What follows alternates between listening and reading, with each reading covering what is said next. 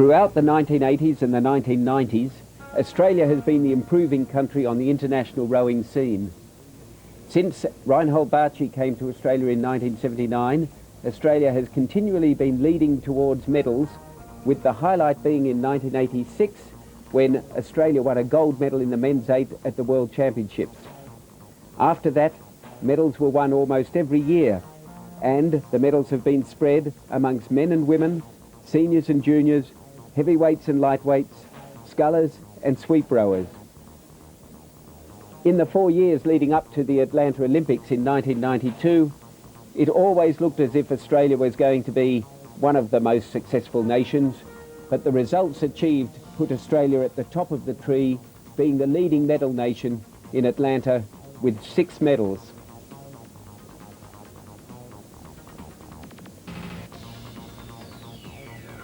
Australia had come of age as the leading rowing nation in the world.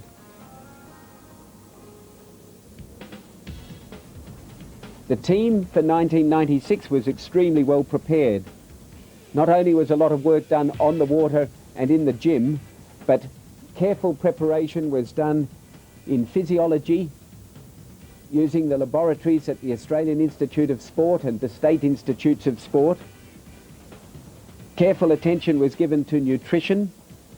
Strength and conditioning coaches assisted all the crews, and biomechanists measured the work that was done on the water. There was financial support from the Australian Sports Commission, the Australian Institute of Sport, and the Australian Olympic Committee. Then to Atlanta, and we see the women's pair of Kate Slatter and Megan Still leading the race in the final of the women's pair to come away and record the first ever gold medal for women from Australia in Olympic competition, holding off the Americans who finished fast and the French crew who were the bronze medalists last year. Megan and Kate were coached by Paul Thompson and rowed at the AIS.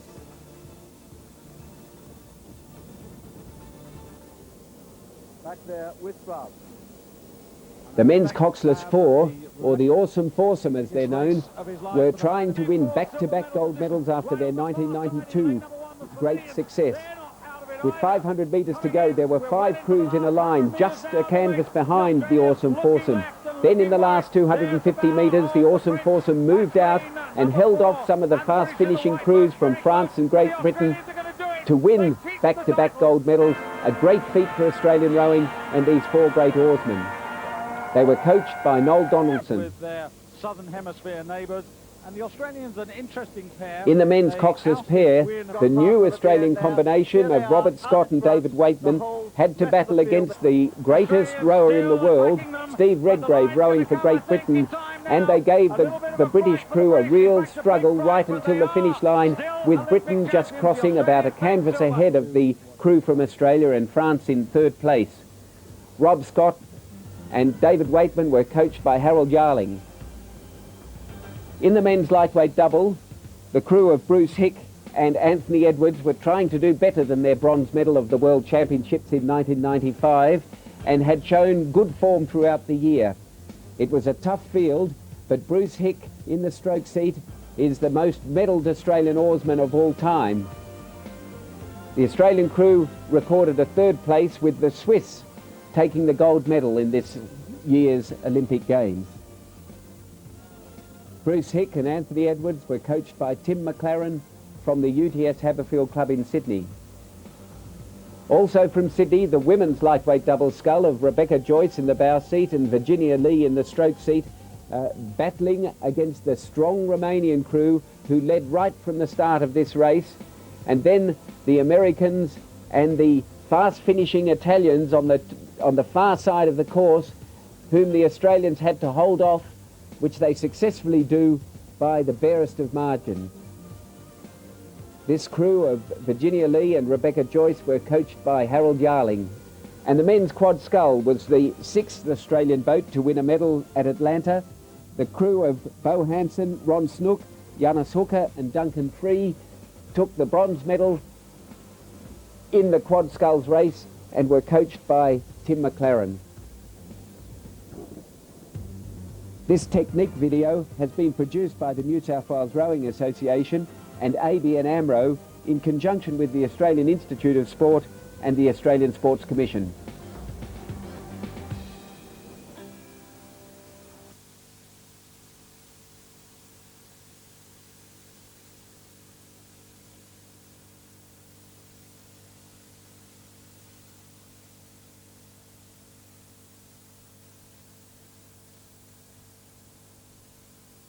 So they're the crew to watch. Maybe to watch, but who's your money on, Dan? I'd say the Australians were quite cool in the heats, and they're a very strong pair. But the French pair have a lot of experience, back together again, and I don't know. It's hard to pick between the three. Well, they do say, Dan, once you get in the final, it's anybody's game. Well, in fact, it looks like Canada's gone into the lead here. Canada near in lane 5. Moving very sweetly there. They seem to just have the lead.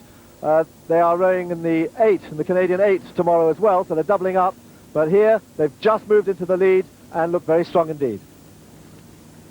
Missy Schwemm, been on the US team since 1988. Really good ergo athlete. And her partner, there's Karen Kraft. She's only been on the US team for 2 years, but they've made their presence felt as a partnership in that time. And they're just now moving up onto the Canadians. The French just dropping a little off the pace. The Australians, 2 from the top of the picture there. Just about making 3 in a line now. Canada closest to you, then the United States. And not far off the first quarter of the race. So really tight, and you can see the stroke rate, 40 strokes a minute given for the American duo. They're pushing pretty hard there. That's quite high to stay for so long. They ought to be settling into their race pace. And as they all settle into their race pace, Australia there in lane 2 beginning to show in front. Australia just beginning to settle there, and their strength just beginning to show in front in lane 2 as they come up to the 500-metre point. Yeah, it's very interesting. That's been their pattern all the way through. Find their rhythm, then wind it up. Coming up to 500 metres now. Australia go through first, ahead of the United States. Then through was Germany, ahead of the French in 4th spot. And 1:41.88 the time given for that first 500 metres down. Yes, Australia is setting a very nice rhythm. They move very comfortably, very loosely.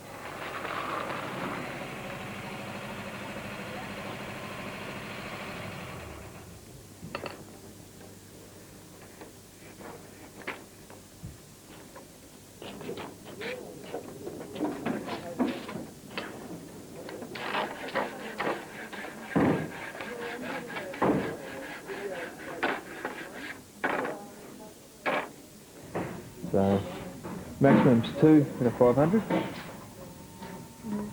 got the word for it after that. Yeah, and then So, we should talk to Robert. 365, you're still doing it for 500? Yeah, I'd like to do a racing piece. Yeah, just a short one. Yeah.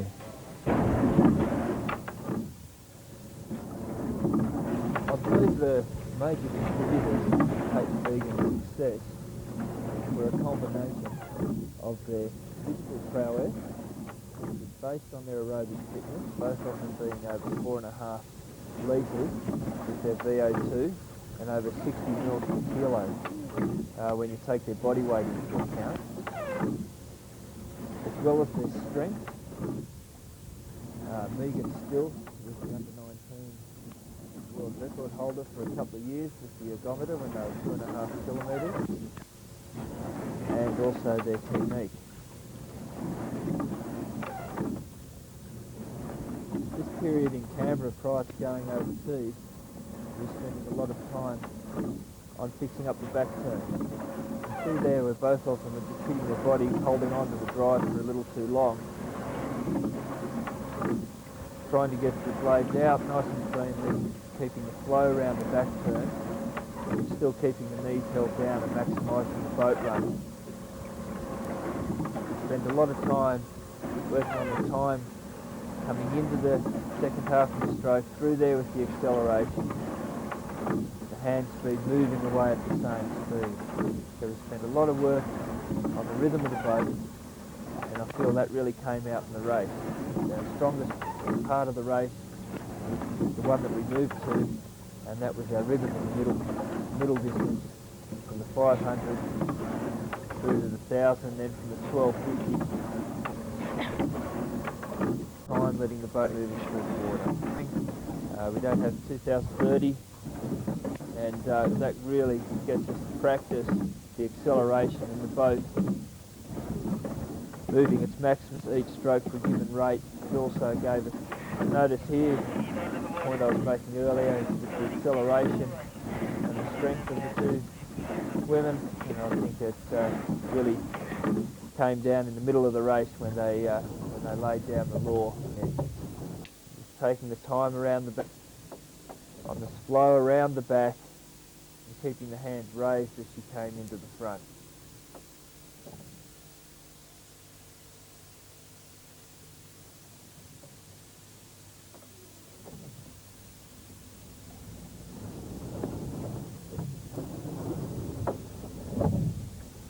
Again, is the early part of the preparation. And I think one of the major gains that we made from 95 to 96 was technically, just in this shot here, you can see the relaxation through Vegan's shoulders there on the way forward.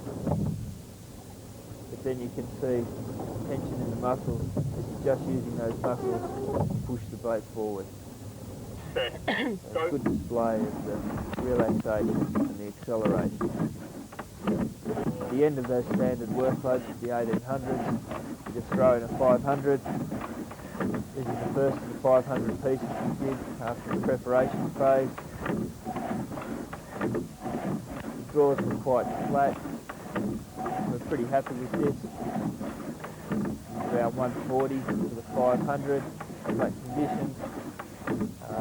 Women were pretty happy with it. Kate and Megan thought they could keep going. And we actually used this piece of video that we took overseas, and we judged ourselves against this piece of work as a reference point on improvements technically. So good length on the slide, good acceleration, which is required at the international level for a women's pair to row 7 minutes and to win the Olympic medal.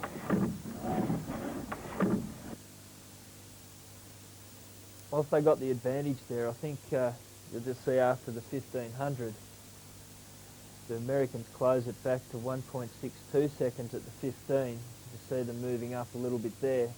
Then after the 1500, really wanted to have some good long accelerated strokes, and it moved back out to a length. And I think that was the strokes just through there around the 1750, the 250 to go, that clinched the win for them. And the 1.62 back to the Americans, and they've got a nice close race there with the French.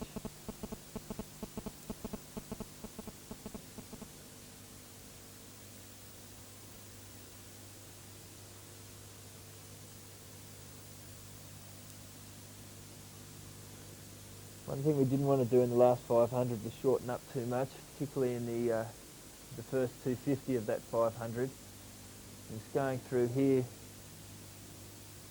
I think we just started to push out a little bit, just a smidgen of clear water there. So this is where we held it off through this 1750, and now the Americans started to mount their challenge and started to move through, but just by holding it in that last 250 was enough to hold that advantage to see them over the line. We've done a lot of work on that push through that area, and it hadn't left a lot of time to work for the sprint to the line, but it certainly gave them enough advantage to work to their strengths. They still addressed their weaknesses, and it was good enough to hold on for the win. Coming through now, the Australians though are responding in lane number 2, and they're really moving up as well now. The Americans still coming. The angle, as you can see, tricky to watch. Watch as they go through the lines. They're coming to the finish line now, and the Australians are there. Not by as much as they had at 500 metres, but that doesn't matter. The world champions are now the Olympic champions.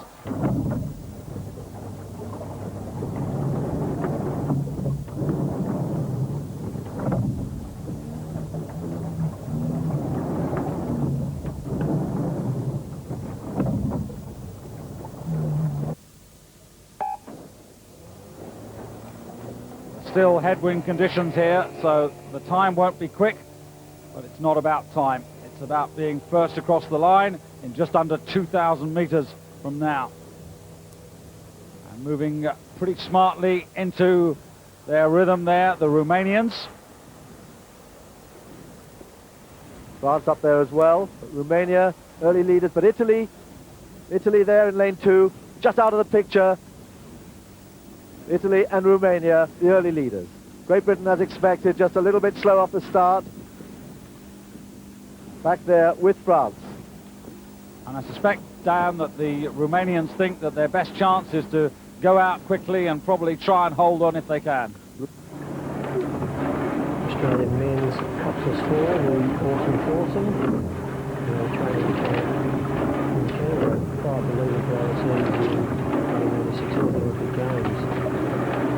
This crew, who the nucleus have been together since late 1989 and through kind of international campaigns with 4 titles, 2 world and 2 Olympic championships, have prided themselves in trying to be the most efficient, skillful and coordinated crew in their level of competition. As you see them rowing here, basic stroke technique is aimed at trying to progressively work on sequences forward to create a position, a strong position but long position forward, to be able to get an effective drive with the main emphasis of progressive acceleration through the stroke. You'll note even in the water there you can see small discrepancies of their technique. James Tompkins, 2 metres tall, doesn't have much trouble at all rowing quite long and effective length. It's often been used as a model in technical videos. The tall man, very skillful. Notice the position of the inside elbow being quite low at the finish of the stroke, enabling the handle to stay high at the finish of the stroke. Notice after that release position, the hands go past the knees before coming forward. You see the other side view of Nicholas Green. Again, important to notice the mechanical position of the elbow to the wrist. The flat basic movement enabling the handle also to stay high and therefore the blade held in the water. Coordination of the power drive is one piece, although the main emphasis is on the leg drive early, and you'll see here Nick using the body quite well in the second half of the stroke. And the body sitting behind with the shoulders behind the hips, the hand will come in, go away and set up the forward sequence, the same as James, with the hands move past the knees before he comes forward. Michael Mackay, very strong oarsman, a great deal of pride about being able to get maximum amount of work done in each stroke. You'll see here almost an over-exaggeration of the height of the draw and the length of the handle coming to the body. And sometimes even the outside hand releasing off the oar handle. When reminded of it, he's able to go back and make sure the outside hand guides the handle path. Again, also you'll note the position of the inside shoulder and elbow at the finish, allowing that outside hand to keep the blade quite high.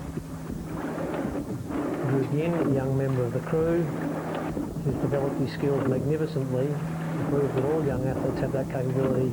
This has only taken the last 18 months or so through a campaign in the Australian 8 and with the oarsome foursome and the need for him to fit into the fluent, efficient style of the crew. Again, probably the thing to note is the efficiency that he has, the smoothness and the coordination. The relaxation is very evident in his fluent movement. Slow paddling down here shows the ability for him to work his sequences forward smoothly and to end up balanced on his feet. This slow paddling is a good technical drill the crew have used on many occasions over the years to practice the sequences. Getting behind the crew, of course, all crews would like to aim to make sure that their blade work and their timing sequences are accurate. You'll see here in the main, this movement is quite symmetrical and is basically in time. Small discrepancies occur with the squaring and the featherings of the blade, but these are only small discrepancies and need to be worked on and tidied up. The view from behind You're obviously aiming to ensure here that the bodies work up and down the midline of the boat. You'll see some minor variation to this symmetrical movement up and down the middle of the boat and around the rigger. We move now to the bowside blades. Quite good movement here in the bowside blades in all aspects of their timing and movement. Stroke side, you can see the small discrepancies in the squaring, with the two-man squaring slightly before the stroke, but perhaps squared a little bit too late. Minor alteration to both athletes would see from probably a row the blades in together. Timing. You can note also the basic pathways where the handle would tap the blade and it would carry just off the water, enabling sufficient room for the blade to come down to the water. I call this a three-quarter shot, which we often do to try and make sure that we can see and trace the pathways of the body, that they come up the middle of the boat but slightly towards the river. A closer view shows this, particularly with the two-man being able to stretch out but stay on the feet right around the rigger before applying power. The movement of the outside elbows is evident, but even down to the bowman you can see here from a distance away that the blades are carried quite high through the finish of the stroke. The side shot shows the basic rhythm of the crew by watching the bodies move together symmetrically. The nice sitting position with the shoulders behind the hip at the finish and the transfer of weight onto the feet and fluently moving forward.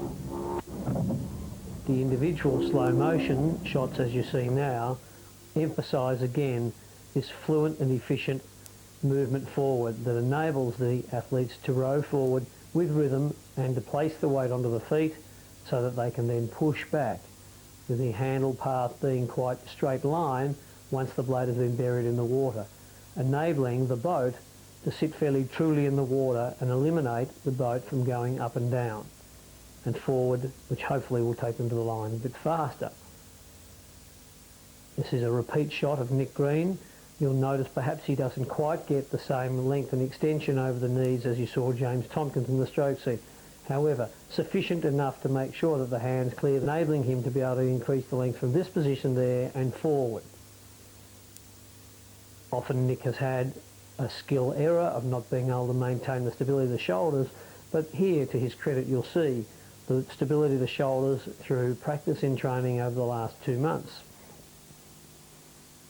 Michael Mackay, not quite as tall in stature as the other three members of the crew, and therefore to row as long, and in most occasions even longer than the others here, has very good feel for extending the outside shoulder to a given point while staying on the feet and able to use that long lever with the hanging off the handle principle whilst pushing the legs. You'll see from here forward, from the bottom of the latissimus dorsi to the top of the deltoid, Michael getting very, very good extension while staying on the feet.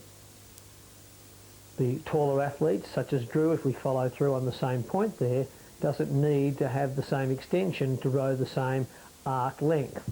So therefore he can be in a slightly more compact position and with the shins vertical push the handle again in that nice straight line.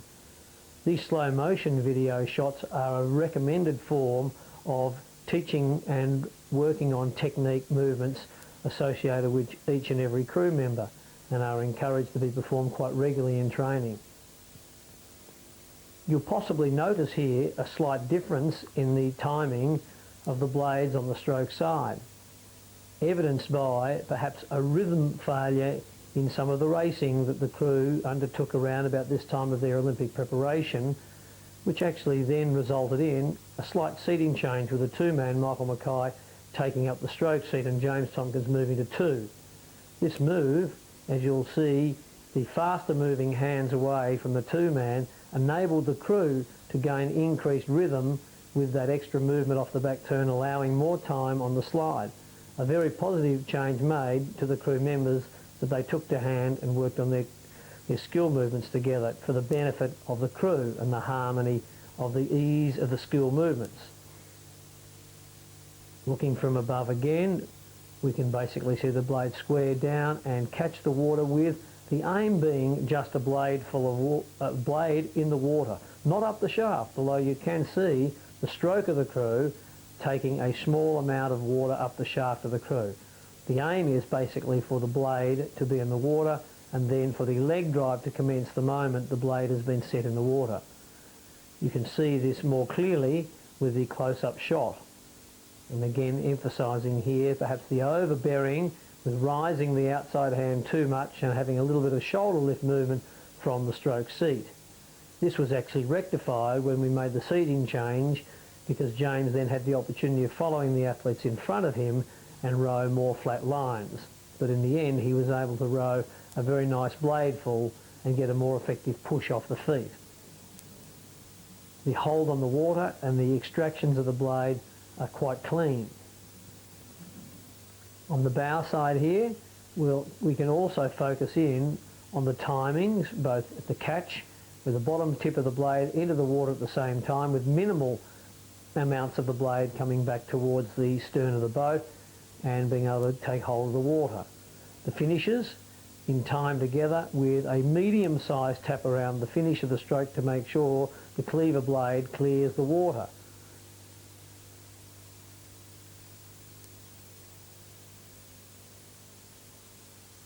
As we pick up the Olympic Games final in Atlanta midway through the third 500, you'll see the oarsome foursome in the foreground in lane 6 rowing quite efficiently, quite long and fluent strokes. This was needed to be done in the middle of the race. Race tactics play an important part of any final competition.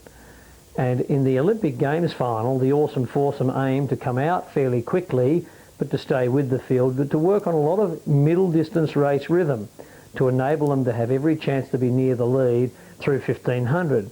You'll see as they do cross just in front through 1500 that they had achieved the middle part of the race rhythm that was required. As the crew now starts to sprint towards the line, there's two important factors that need to be considered. But as the stroke rating increases, the stroke length must be maintained and the work in the water must increase with the sense of urgency of what the final part of the race is all about. Here the oarsome foursome are gradually moving away and the bowman coolly and calmly calling 250 metres to go to let this coxless boat know what had to be achieved in the last part of the race. The high rate that's achieved now and the long strokes with plenty of work each stroke has enabled them to take a clear lead, a lead that they were able to maintain even though some other fast finishing crews started to come towards them. Here the technique is still holding up sufficiently well and the timing is basically sufficient to ensure that they are going to get to the line first. An exciting race, but a race tactic associated with very good skills that enabled the oarsome foursome to come towards the line in Atlanta here, crossing the line in first place and win back-to-back gold medals. The oarsome foursome are still number one. The French just through the British for the silver medal.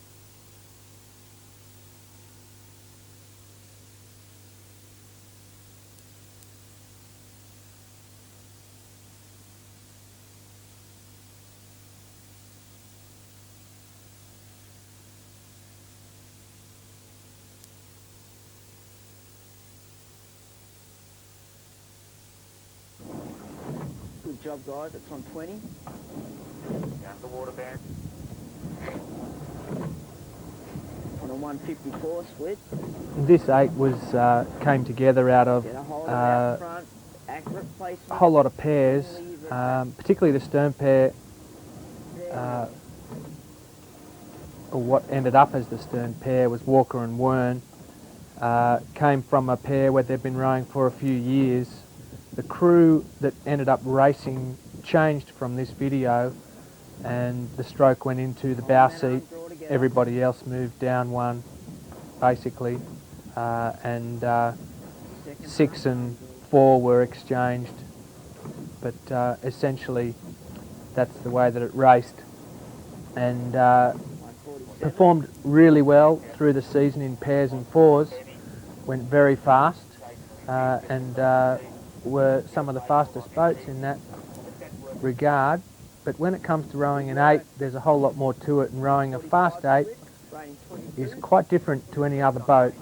It really takes a lot of combination and a lot of time getting the small things right, because when the small things aren't right, there's 8 people not doing it right, and that's compounded.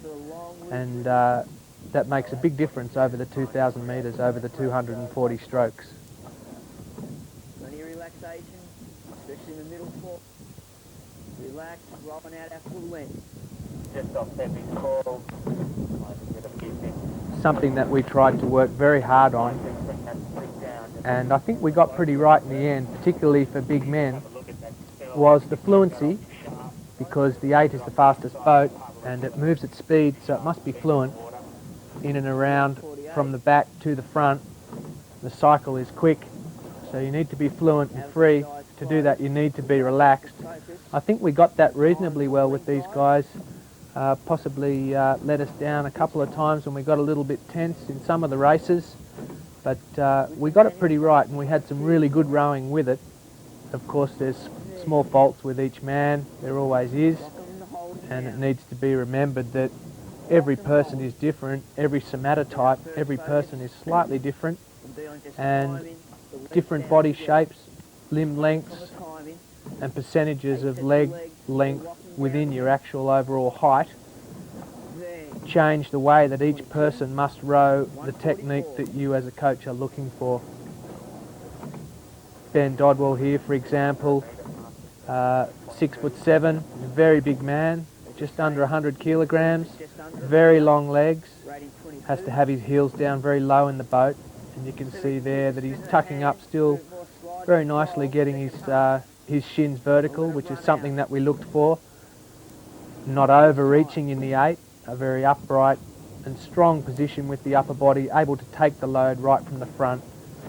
You must be able to move very quickly to get the load, to get hold of it on the face of the blade in an 8 because it's moving so quickly. It's something that these guys did pretty well.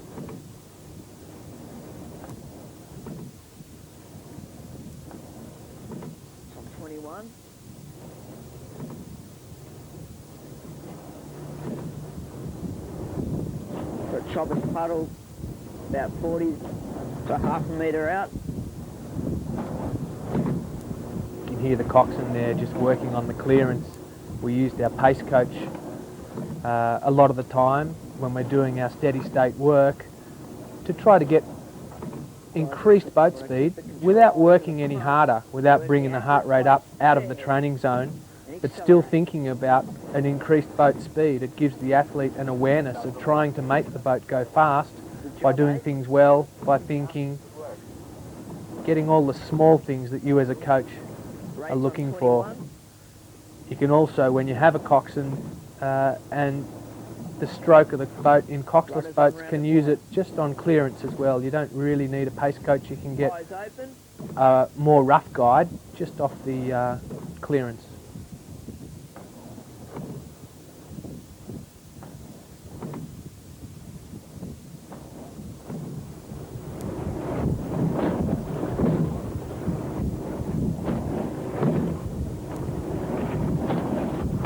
Another thing that we worked very hard on in the 8 was trying to be set by half slide, and it comes back to sequence, being fluent in and around the back turn, getting the arms and hands running right away until the outside arm is straight, outside arm leading the body over, and knees breaking.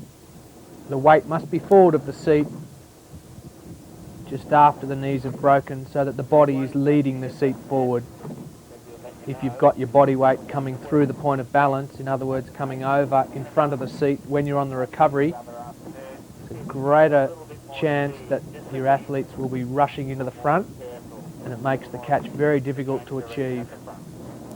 You've got to be confident as you come into the front with your placement, but you can't afford to be out of control and rushing. It makes the change of direction very difficult. Timing that arm draw. There. Timing together.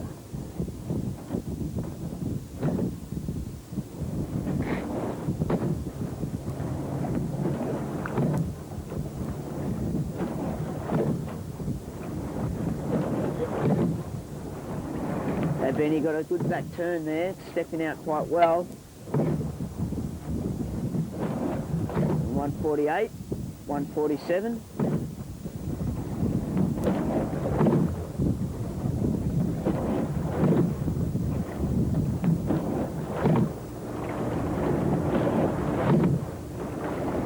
Better rhythm, mate. Good work. You see there the body slightly off centre.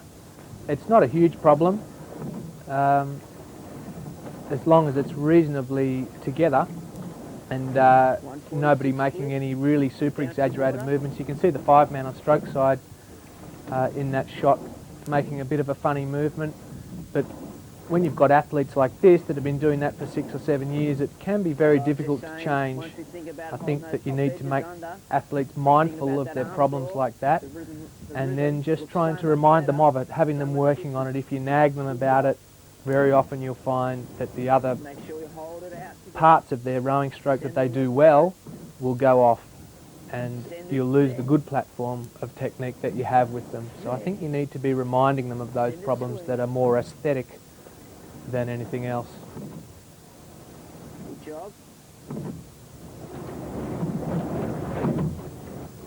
10% off, added on the finish. This time. Accelerate it out. That's better, 145.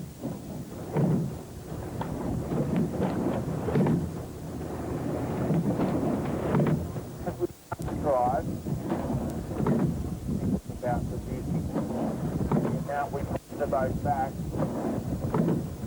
Thinking about trying to move the boat a little more. You can see there the leg drive, reasonably well timed for an 8, and something that we work very hard with the leg drive is the second half of the drive. In other words, not just shoving from the front, pushing the legs right out. You can see here James doing that very well. One of the things that I tried to work on with James was to get him to reach over a little sooner. You can see him breaking the knees just as his body's perpendicular. Tried to get him to hold the knees down a little bit. And with Richard here in the 7 seat, one of the things that he was doing was reaching at the last minute with his upper body. And it's not that I didn't want him to get that length, I just wanted him to make sure that he had that length set by half slide. And just there you can see a small lunge through and you can see that reflected in the lengths and his timing. Robert, I was reminding him, try to draw a little bit higher in the second half of the stroke, tendency for the draw to come down a little bit. Also, having very long arms tends to drive down very low with the legs and with a rounded posture leave the handle behind a little bit. With Ben, had to remind him about hand speed around the back turn. You may have heard the coxswain talking about that earlier, winding the hands right around with the upper body stable. We did a lot of work on his abdomen and quads to stabilise himself there while the hands came around and then led the body over.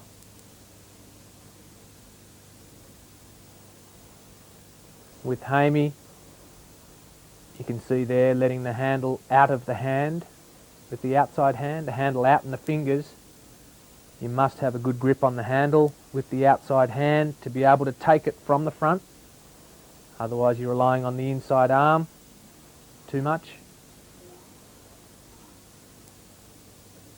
And with Nick, big tendency, and you can see it very plainly, to take hold of it up very high. He took the load very much in the upper body, the shoulders, made the legs inefficient from the front. Very tight and tense in the shoulders, getting hold of it up high, and that also makes for a slow change of direction.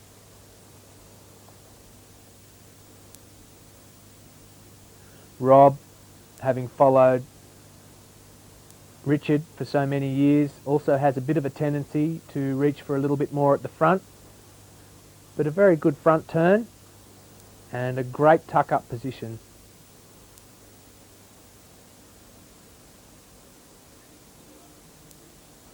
Jeff, you can see the same thing with that outside hand, out in the fingers at the catch. Not really ready to take hold of it.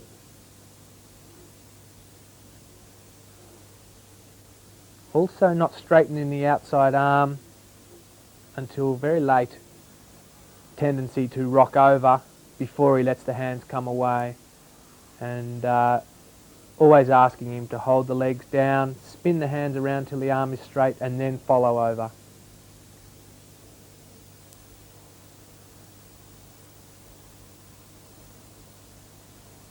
Some of the exercises that we used to do as an 8 found very beneficial. Eyes closed for the big men helps them to feel what's going on, feel and listen. Slap downs at the front just to time the front turn, the arrival. A lot of square blades. Square blades helps you to get the correct hand height through the middle of the recovery, very thick bottom edge with the cleavers. Allows you to be able to come down to the water at the front. We did a lot of square blades with this boat, and the clean finishes were one of our keystones, I think, that we built our fluent back turn upon.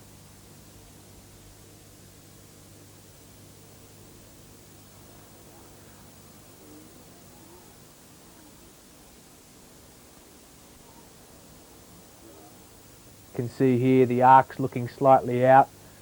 And I think that sometimes you can be tricked into thinking that somebody is shorter or longer, when in fact it may just be blade height when you're looking from behind. And if you have a close look, you can see that there is a few different blade heights, and then you look at the angles and you can see that that's tricking you into thinking that they're a little bit longer. You can see there the 6-man slightly higher off than stroke, and it makes him look like he's rowing longer, when in fact he's not.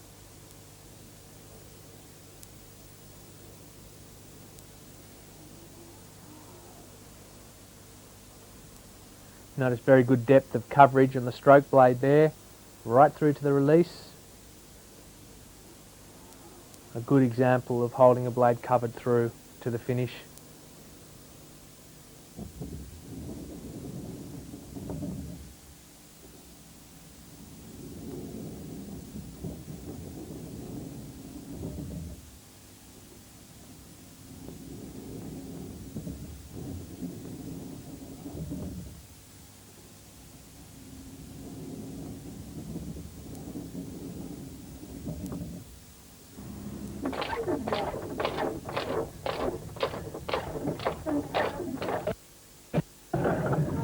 Okay, can I just have bow pair touching it?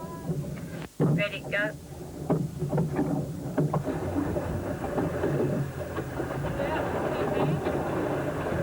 I'll just check now, hold on. 3 and 4K.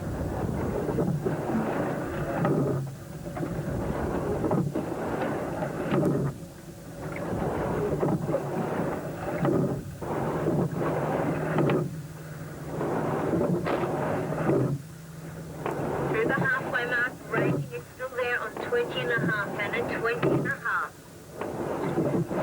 Let's really work on the bride pickups now on the decks.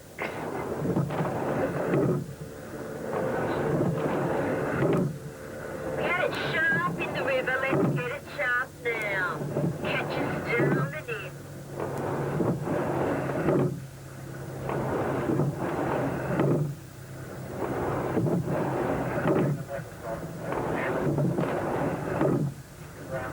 Think about the placement is behind the stake on the next.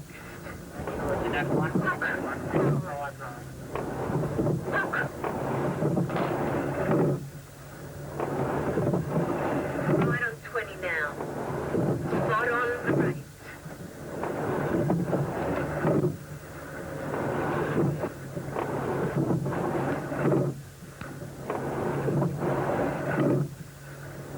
And 5 legs now. Push the legs. That's it.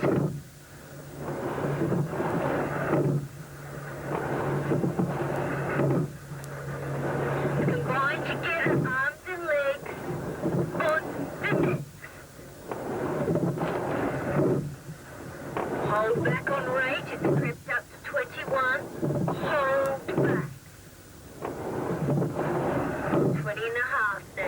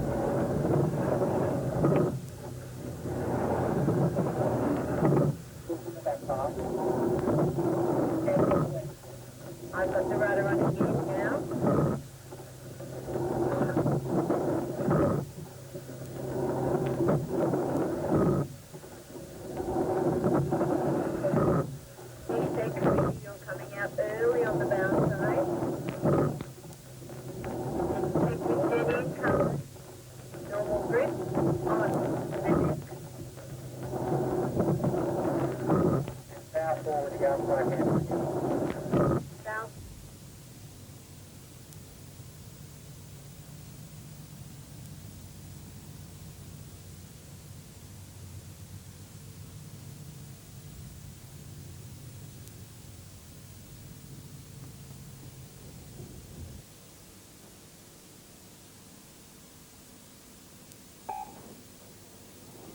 Long delay there to the go. Quick getaway there for Holland. Holland moving away very quickly. But it's this experienced double here. Winners in the pair and in the 8 in 1992, Canada. And perhaps the most successful ever woman athlete there at stroke in Kathleen Heddle. Indeed, Kathleen, just in your picture now with Marnie, the broad red band of Canada. Kathleen drags out of retirement. She retired actually after the Barcelona Games. Marnie went on to take the silver medal in the World Championship in the single sculls in 1993, but then didn't fancy any more of that and persuaded Kathleen to come out, and they've been a force ever since. They said that the performances they put in 91 and 92 in the pairs, they really couldn't better that, and fancied challenging for sculls honours, and they could well go home with 2 gold medals, and then they've just about won everything. Okay, this is the women's double scull, came 4th in Atlanta. Bronwyn Roy in the stroke seat and Marina Hatsakis in the bow seat.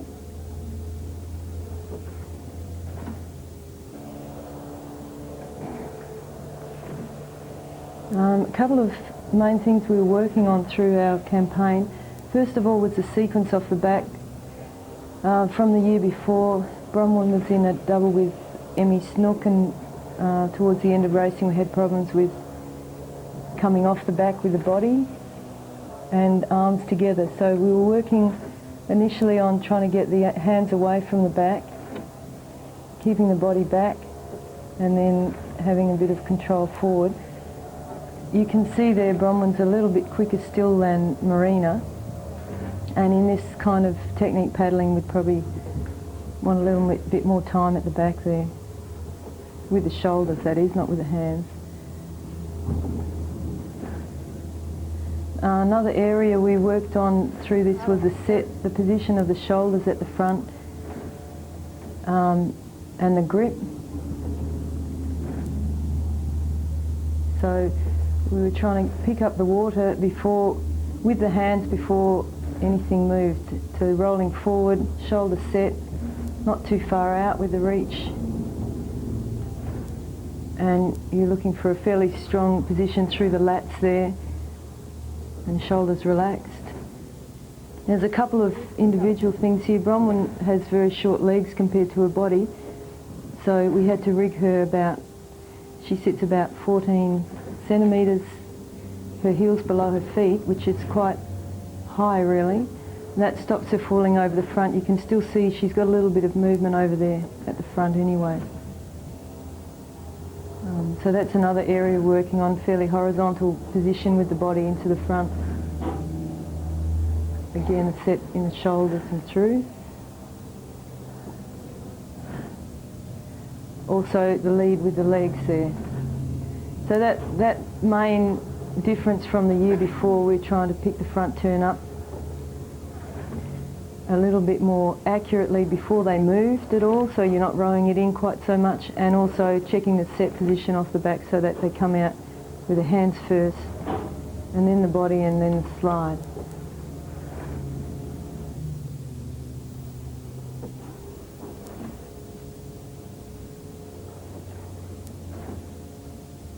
We had a bit of difference between the two. They actually complemented each other really well. Bronwyn's a very powerful athlete. You can see their position at the finish, quite a strong, powerful position, strong legs. Marina also powerful but a lot steadier. So we had really good dynamic person in the stroke seat and somebody who was very steady, very smooth behind. You can see her here also, she's picking up the water a little bit earlier than Bronwyn, which is obviously more ideal to be in time, but it's better to be earlier than later.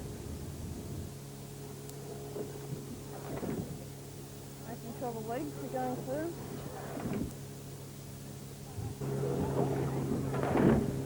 Still body.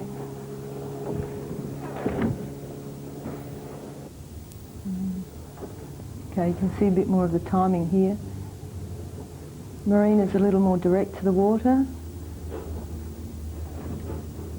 And this blade work actually improved through. This is a little bit earlier on before we left for Europe. It's one area we're working on quite a lot to be able to place where you're reaching and then move afterwards. So a definite placement and then a push. But you can also see they're fairly clean and fairly sharp as well with the blade work.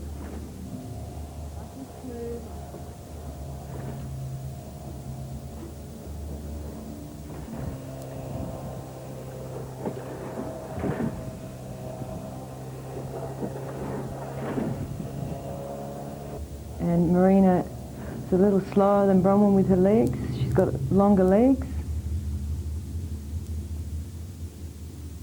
And an area we're working on there to lead with the legs, but to leave the body angle to unwind later in the stroke. You can see, if you're watching Bronwyn, the body's still opening quite aggressively off the front, and we did a lot of work on trying to hold that position out the front.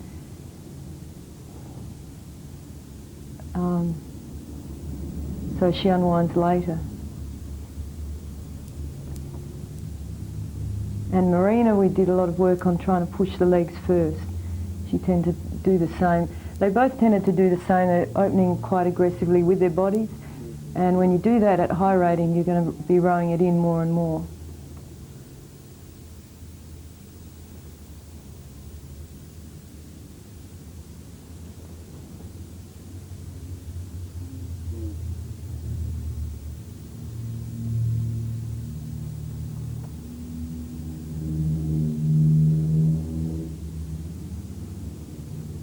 You can see they're very small movement back with the body first on the front.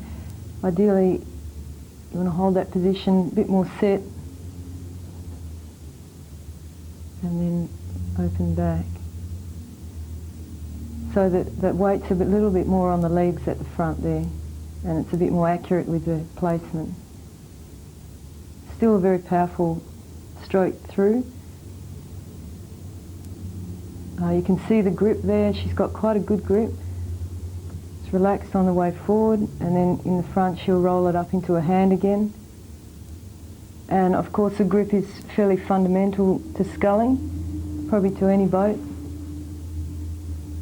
See good relaxation forward and then rolling it up into the hand. And the wrist not too high. And then rolling it back out, a little bit of wrist movement at the back to feather the blade, and then rolling it out into the fingers a bit more.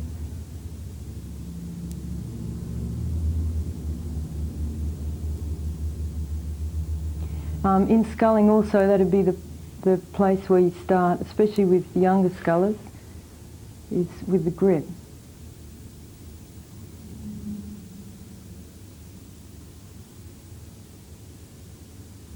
Another thing to check is the leg drive down, and if you quite often you get scullers where their knees don't go down evenly. You need to check that they are pushing evenly. Sometimes this could be a problem with their hips.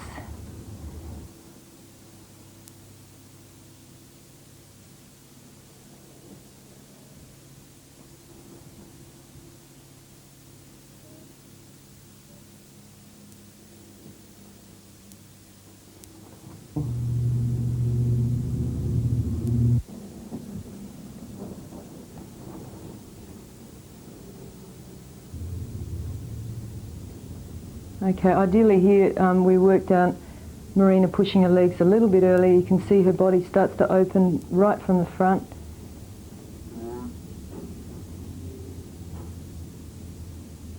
And this improves through as they got closer to the Olympics as well. Marina is a very controlled sculler. She's got good feel for the water, good hand movements. She's got a good grip, although sometimes her fingers come off the handle at the front, like that. If the fingers do come off the front there, they're not really connected well enough when the blades go into the water. There's a little bit of time when the blades enter and when they start to move, even though she's got generally quite a good entry there.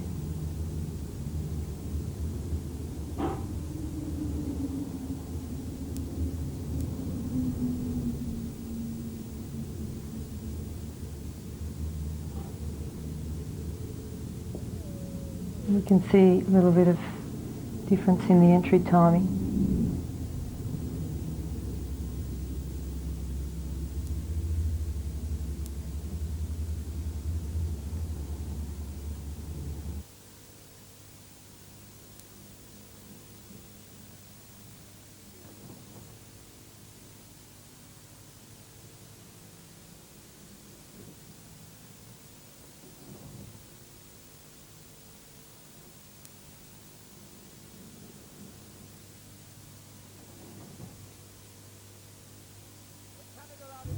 Able to watch them from a good 3/4 of a length up. China there, beginning to mount another attack.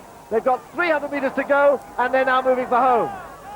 Three nations looking for their first medal at the regatta now, and Canada looking so good now. But can the Dutch hold off the Chinese? Can they get back into silver medal position? They're just fractions behind. Difficult to see. The Dutch really putting it in now. The Canadian fans really roaring home these two stalwarts there. What they would call a banker bet for gold, and they're not letting the side down now. Coming into the final 100 metres, but who's going to get the silver and bronze? I don't think anyone's going to take the gold away from the Canadians. Over the far side in fourth place at the moment now, it's the Australians are trying to raise their game, but they're really out of medal contention. The Canadians, they've looked great all the way through the race, and they're not going to be denied. The Dutch, though, in a ding-dong battle here. This is bow to bow. Centimetres between Holland, closest to you, and the Chinese on the far side, and the Chinese get there. Oh, how disappointing for Holland. That was a fantastic finish, last 300 metres.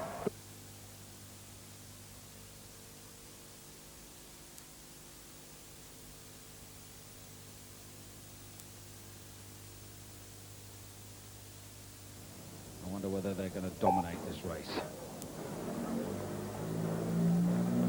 Again, maximum power at the start. The United States there in lane 2. They've made one change from last year. They've brought Brian Jameson into the boat there. They were third in Lucerne, which is an improvement on their 6th place last year in Tampere, and they should be in there with a chance as well. They've been moving very well. The Australians, a little bit of the unknown quantity. They were second to Germany in Lucerne, but as we've learnt throughout this regatta, the Australians thoroughly well prepared, and they might not snatch gold, but you couldn't rule them out of the fight for silver or bronze. This is the 8th of their 10 crews in the finals of this regatta. So Australia, certainly the best team effort at the moment.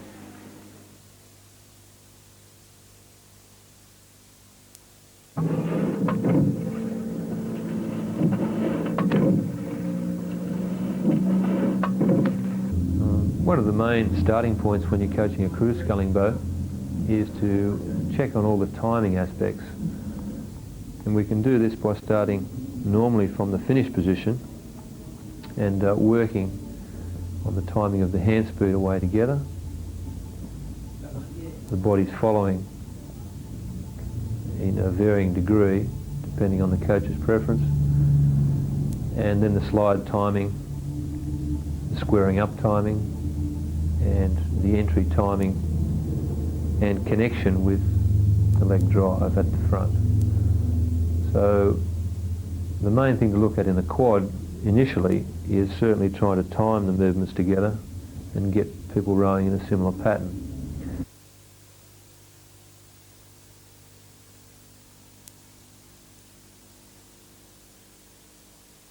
As you can see in this crew, whilst the bodies are fairly upright at the catch, the shins are all vertical, we must remember that each of these, or 3 of these people are close to 2 metres tall. And so whilst they are sitting up, you can see the catch angle of the blades around in a fairly sharp angle, indicating that there is quite a significant angle at the catch. So taking video from the side can help the coach get a better perspective of things such as the timing, the hand speed, and of course the angle through the water.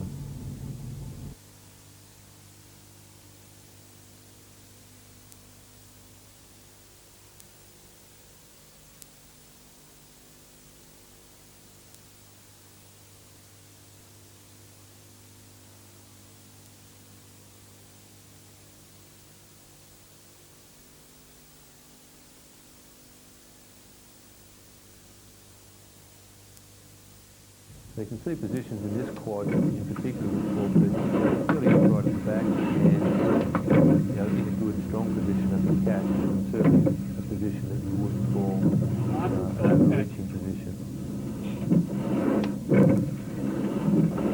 You'll also notice that the hand speed in the quad, the quicker boat, is fairly bright.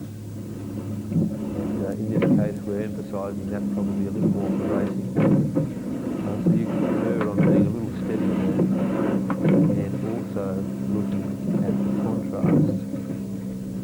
In other words, the steadier slide forward. So continuous hand movement and steady slide forward. So really work on being steady and seeing some control going forward. One way of ensuring that is to count. For example, it says out loud 1,000, 2,000.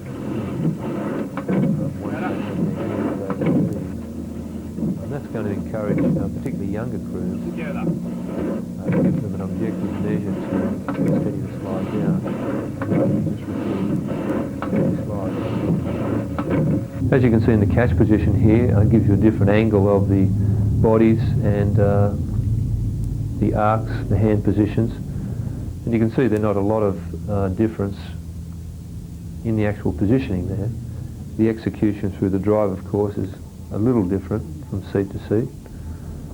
The arm draw would certainly come on just a little earlier than possibly in the single scull, a slower boat.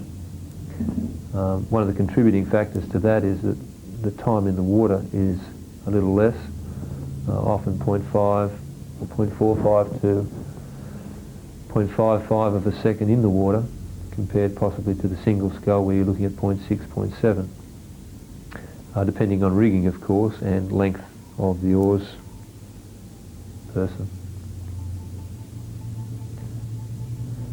The finish position, you can see where we're starting from. Angles are a little different, but predominantly finishing in front of the body, and again with longer people and drawing past the body in the quad or round to the side. You certainly compromise both the hand speed and also the clean finish. So finishing in front gives you a better chance of getting blades out cleanly, particularly at racing speed. So in this sort of paddling, if you have a quick hand speed like that, like you're seeing there, certainly would probably prefer to that slide to be just a little steadier.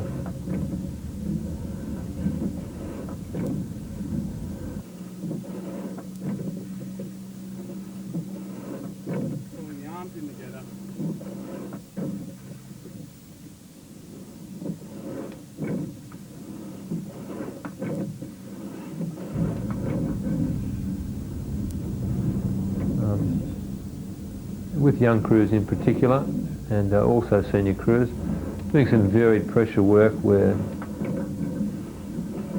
the crew applies increasing pressure over a series of strokes from 1 to 15, can also help develop a little bit of rhythm and crew harmony in terms of technique and rhythm.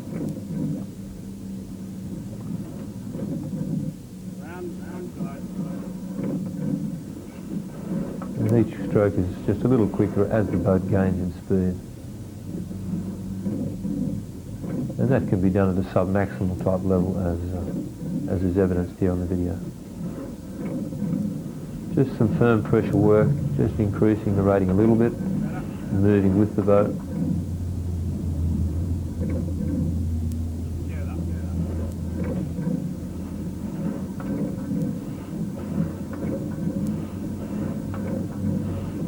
So in this particular boat you'll see not a lot of actual body swing, body movement, particularly with people who are quite tall.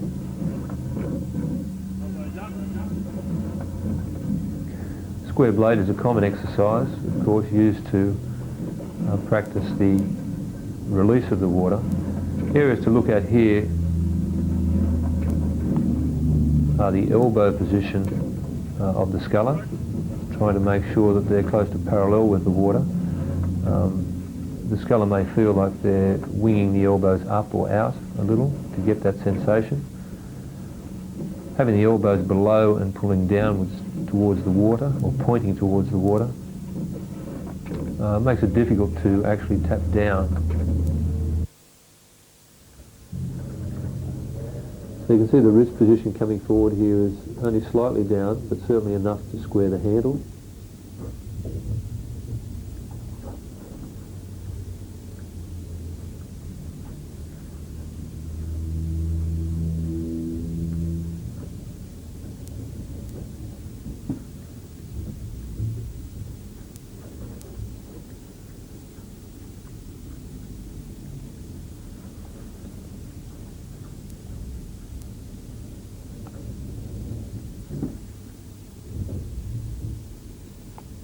So here we have a good setup position. Travel forward, so we're squaring as we come over the toes. Probably a little late in this instance, and we'd be aiming to square as we come over the toes. And for a tall sculler, that's quite sufficient length, still enabling quite a large catch angle. You can see this sculler here draws the arms a little earlier than the others.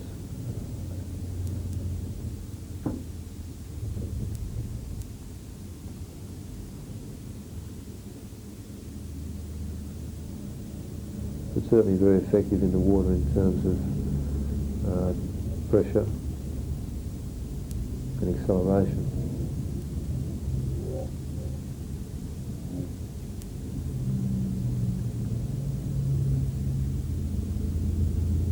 Again, a good wrist position coming forward, enabling him to square up over the toes. And the fingers well around the handle. And relaxed on the way forward.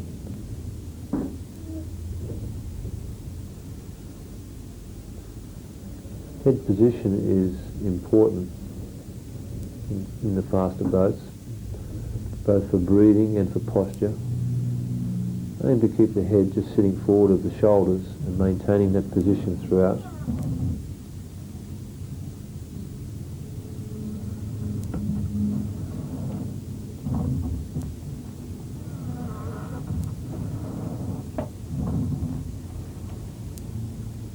You'll see various scullers have tendencies to move their head at the catch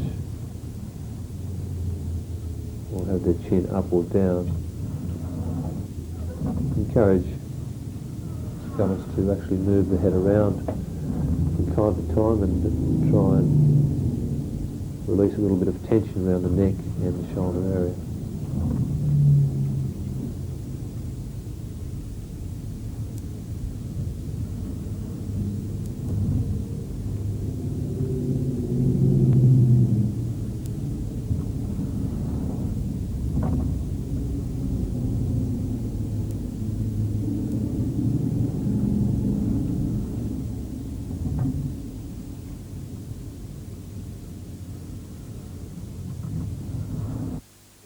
And that is really flowing well in that German boat. Excellent rowing there. The Americans now pulling out the lead. And look at the Australians coming on the Italians. This is a real move. It's what we thought might happen, but we perhaps didn't think that it would be Australia challenging Italy for a medal. Well, no one's going to challenge these four men. Germany out on their own there for the gold medal. They come into the last few hundred, and the American crowd here rising to the United States crew, who have moved away from Italy, the world champions. Germany out in front, the crowd rising to the United States, who've gone well clear now of Italy, and Australia putting a lot of pressure on the world champions.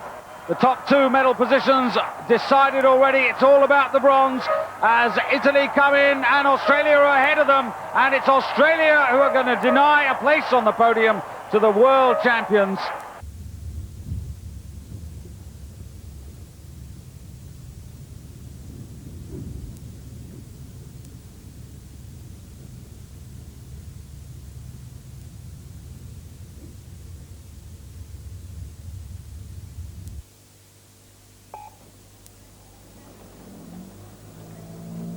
In the middle there, Sweden off very quickly in lane 4.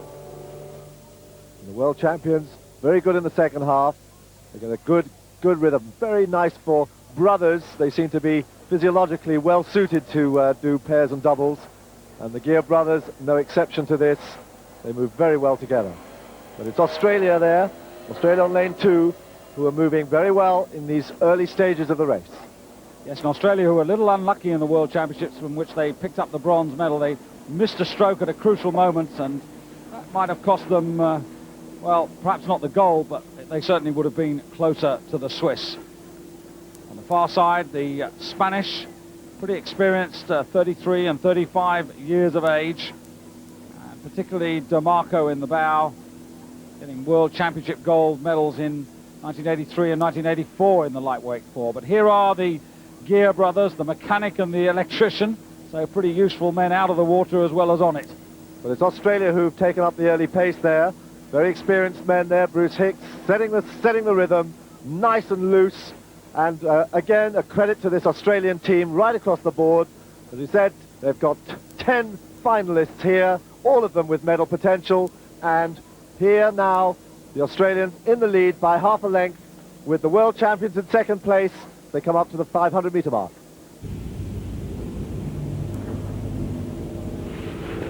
Again, whilst we look at timing with any crew, an initial impression can also be gained just by looking at the actual speed of the boat and the tempo, the rhythm that's being set up. As you can see in this crew, movements aren't hurried.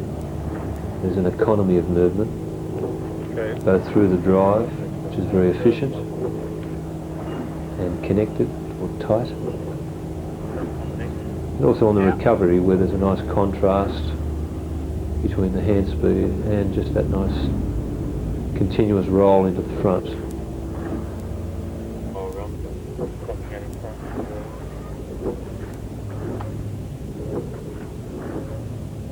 And the aim, of course, is to maintain that high speed, whilst much of today's training, particularly with national crews, has quite a significant endurance component. You can still keep heart rates down by doing short numbers and working on just coordination and timing at higher rating.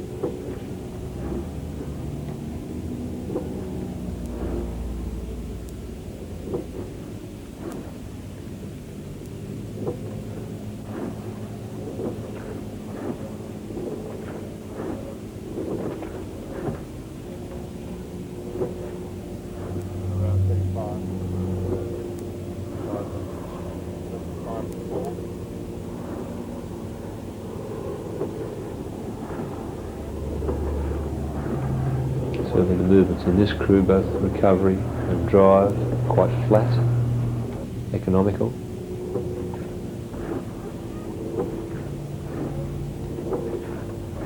Relax around the neck and shoulders.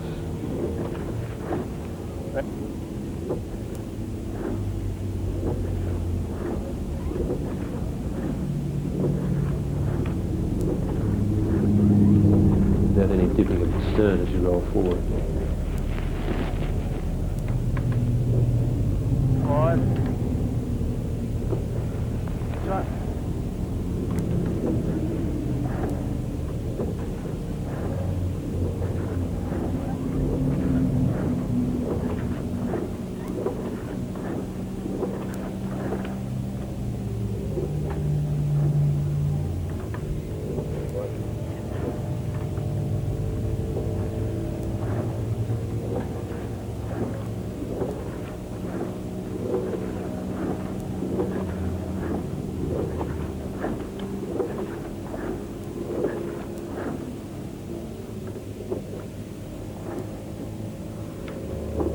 one of the strengths of this crew is their good preparation on the way forward.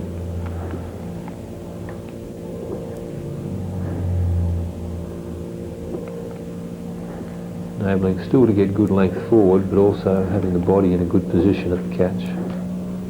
Hands quite level, shins just off the vertical, and still getting a significant catch angle there, ensuring good leverage.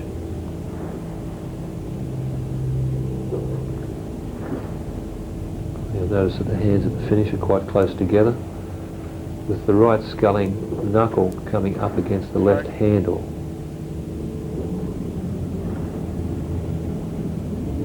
So hands staying close together ensures good balance. Okay.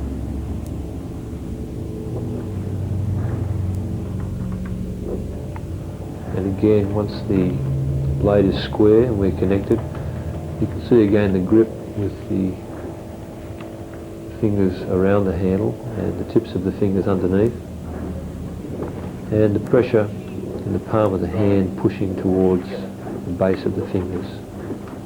So the skin will actually be bunched up and pushed in behind those calluses at the base of the fingers, and that will help get a good connection in the shoulder and back area between the foot stretcher, the handle and the body, and the water.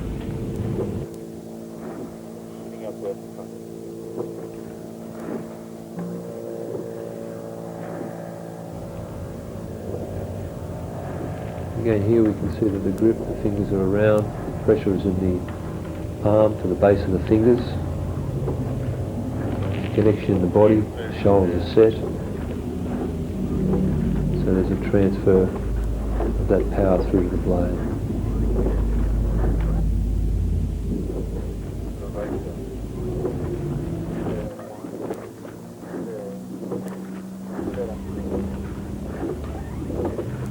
Particularly a high rating.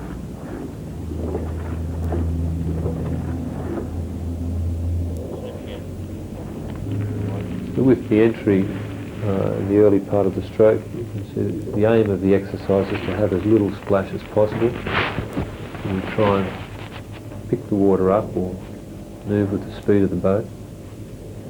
So when coaches are looking at the actual entry, try and see that pressure is created immediately upon entry without actually muscling or creating white water, tearing the water, which will be a result of tearing the water. In other words, putting too much pressure on too early. You can then see the blade actually jump out of the water or track or move around in the water. So try and see that pressure being created as early as possible with as little splash as possible on the entry.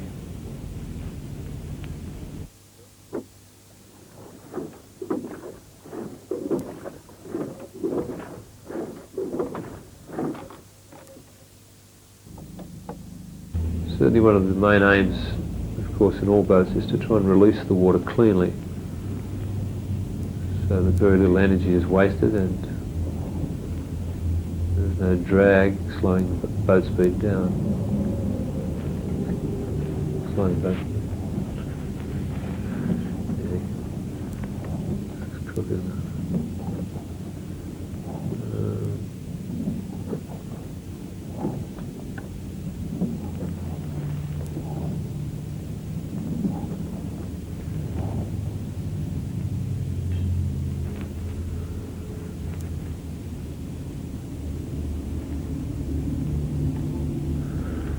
Again, scullers will have idiosyncrasies such as a little more wrist movement, thumbs or fingers coming off the blades at various stages of the stroke. Unless that's having a direct effect on boat speed, try and concentrate on some of the fundamental issues rather than some of the things that have little consequence.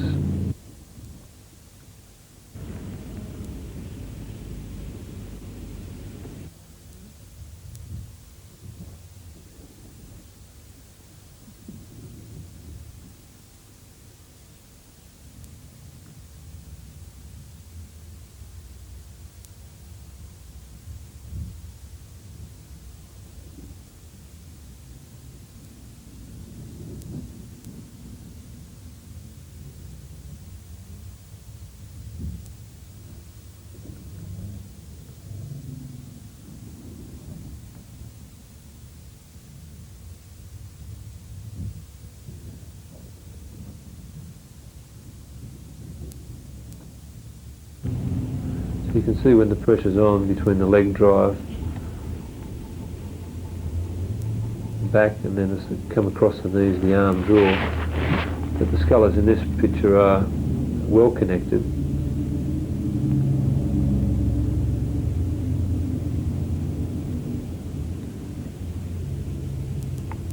And again, once the blade is square and we're connected, you can see again the grip with the fingers around the handle and the tips of the fingers underneath, and the pressure and the palm of the hand pushing towards the base of the fingers. So the skin will actually be bunched up and pushed in behind those calluses at the base of the fingers, and that will help get a good connection in the shoulder and back area. So enabling a solid connection between the foot stretcher, the handle and the body. You'll notice again that the shoulders in the preparation are in a relaxed and comfortable position. They're forward. The shoulders will always be forward in varying degrees. But once the pressure comes on, we want to make sure that there's a good connection transferred from the water through the handle to the body as the legs push out. So this athlete again, good body compression, leg compression, shins vertical. Face could be a little more relaxed, but is in a good position to actually press back against the leg drive. As you can see, leg drive will always finish before whilst the arms are still drawing in. So he presses and opens up against the leg drive, draws the arms in. A good setup from the back. And again, the grip, you'll notice that the fingers are well around the handle. He has good control of the handle. Small wrist movement to square up. And a quiet release at the finish.